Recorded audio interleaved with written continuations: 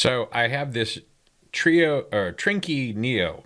It's an Adafruit Trinkey. It's like a trinket, but even smaller, and it's basically, like a USB key. And it's got a little processor on it and 4 NeoPixels that use up 1 pin and 2 capacitive touch points that use 2 pins. So whatever processor's on this thing, you're only using 3 pins. And that's kind of cool. You can't control anything with it, but you can use it as a keyboard, a human interface device, or an indicator. It seems like the ideal candidate for am I in a meeting?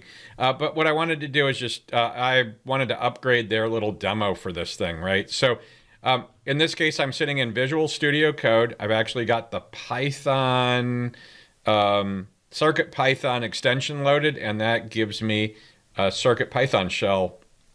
If I were to hit Control C here, Control C, I end up in the REPL. If I hit Control D, I'm actually rebooted the app. It'll start running again, and you can see this is my little program that's running.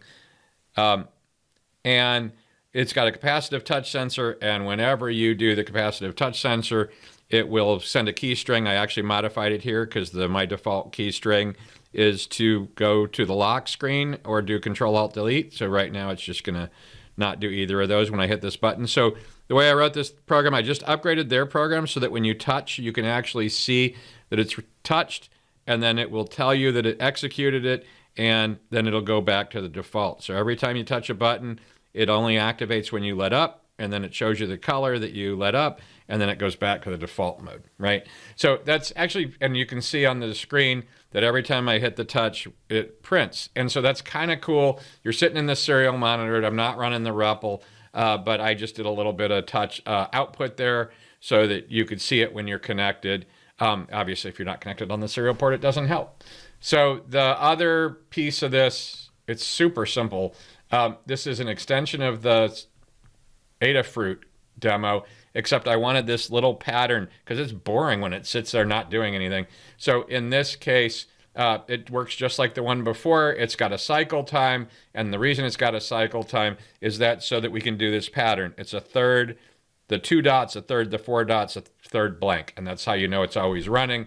And then when you're actually touching something, it changes the color to the dull color, and then all the pixels, and then it waits till you're done. Then it sends the keyboard string, and then it sets the default color to that color that's the bright version of that, and that'll do the 2 dot, 4 dot routine just one time, and then it'll go back to the default. And then we've got just a little bit of code at the bottom of this thing that basically handles whatever the bright period. So you can actually set the percentage that it's blinking. In this case, I set it to 2/3, 1/3, and that way half of the 2/3 is the 2 dots, half of the 2/3 is the 4 dots, and the other third is blanked out. And I have a little loop in here. You want these timer sleeps to be as small as possible to have low latency, but that was the way we got this to work. So basically the idea is the entire cycle time is 600 ticks, 600 loops, and so each one of those is whatever that was down at the bottom, 0.02, 2 milliseconds. So we have 600 steps at 2 milliseconds each. What is that? That becomes 1.2 second loop. So it's 1/1000, 2/1000. So you get the idea. And so you can play with those values. Maybe I'll pull that up to the top. But that's the whole idea, right? We got this NeoKey Trinkey.